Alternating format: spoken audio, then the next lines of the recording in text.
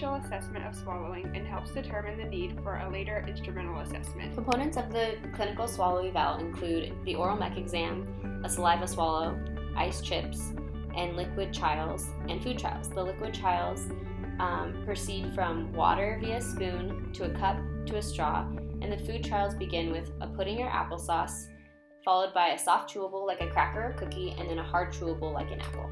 For the oral mech exam, you will need the following: exam gloves, toothettes, a flashlight, and individually wrapped tongue depressors. Small suckers may be helpful with children or those with decreased sensitivity. For the swallow assessment, you will need gloves, thickener, water, liquids, applesauce, mixed fruit, and crackers. Prior to conducting an oral motor and swallow evaluation, you will want to gather a complete case history to develop an overall understanding of the client. This may include primary complaints, symptoms, recent hospitalizations, current medications, and diet regulations.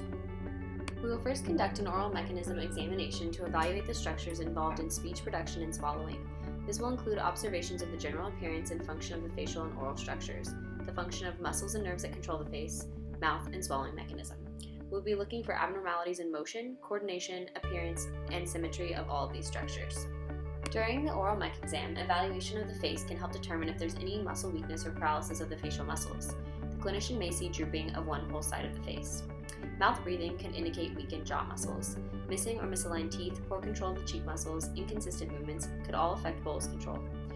Inconsistent or repetitive oral movements may be indicative of oral apraxia. Any lack of facial sensation to touch could also indicate reduced sensation. A wet or gurgly voice indicates pharyngeal residue or problem with some stage of swallowing. And based on the performance of the oral mech, the clinician can then make a decision about whether to move on to food or liquid trials for the swallow portion of the clinical evaluation. There are several things to look for during the bedside swallow exam. The first is pre-feeding skills. This includes a patient's ability to open and close their mouth, their ability to receive food from a spoon, as well as to receive liquids from a cup, their ability to suck from a straw, and their ability to keep food and liquid in their mouth. Oral skills include things such as lip closure, bolus preparation, transfer, and clearing. Swallow initiation is another thing to look for during this evaluation, as well as hyolaryngeal elevation and excursion. Some common signs and symptoms of aspiration include coughing, voice clearing, or a wet voice, or gurgly voice. These are all signs that a patient may be aspirating on their own secretions, and is a warning sign to stop the study or continue with extra caution. During each step of the swallow study, be aware that coughing, voice clearing, or a wet voice are all signs of residue or silent aspiration.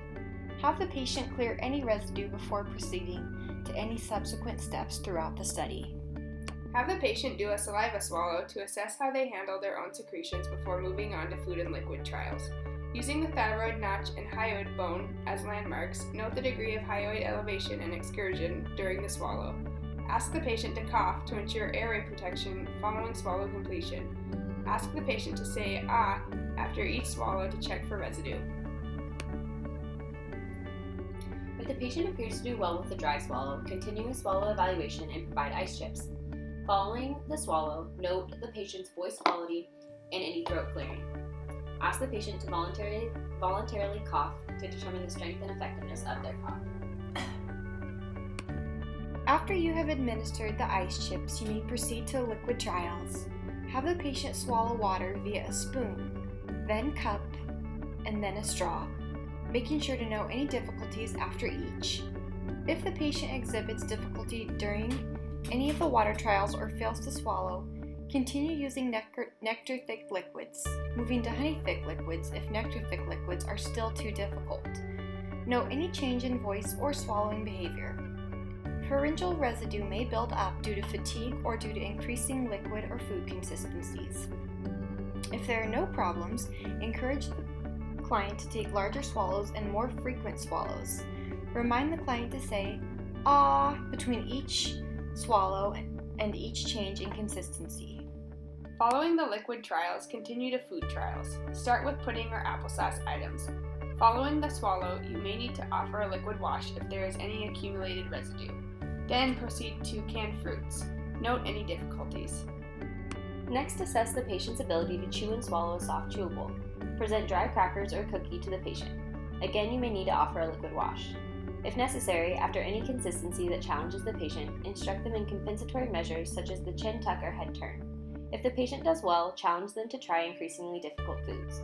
Remember to stop the study if there is any change in voicing, which may indicate aspiration. Discontinue when a level of food consistency becomes too difficult for the patient to clear with double swallows, liquid washes, or if there are any signs of aspiration. Note that fatigue may also contribute to intolerance at any time during the study. Limitations to the bedside swallow evaluation include the clinician cannot visually see when silent aspiration is occurring and has to rely on outward signs and symptoms that indicate aspiration. Research indicates that water swallow tests fail to detect aspiration in 30 to 65% of trials. The clinician is also limited in the ability to assess patient structures and their function during the swallow, and palpation of client's swallow is not always reliable. After you have conducted your clinical swallowing evaluation and you have determined that a patient is in need of an instrumental exam, you must choose between a modified barium swallow study and a fiber optic endoscopic swallowing study. Some things that are better assessed by an MBS are aspiration during the swallow, oral stage problems, epiglottic inversion, premature spillage, and/or suspected esophageal problems. Things that are better assessed by a FEES exam are aspiration after the swallow, poor secretion management, VP closure, viewing anatomical abnormalities, and visualizing penetration of liquids in foods.